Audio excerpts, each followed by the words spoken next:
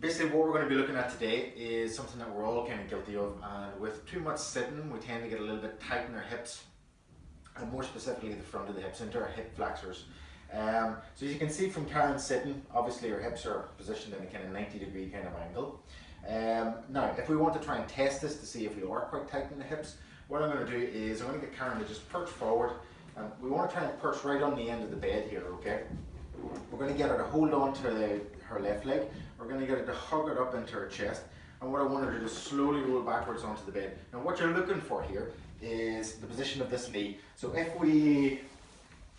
our hip flexors are nice and loose, what should happen is the hip should sit down nicely.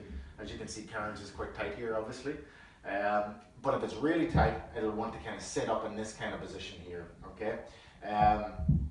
Now if you're someone that kind of notices that, what we want to try and do then is obviously find an appropriate kind of stretch to try and help relieve that.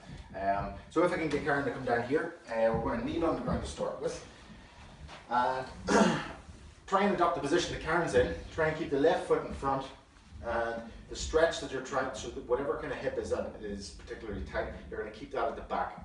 Now it's important to do the right kind of movement here, and what we want to try and do is with our pelvis, we want to try and imagine if it's a bucket of water, we want to try and feel like we're stopping the water from kind of falling at the front of the bucket, so we're kind of tilting our pelvis back slightly.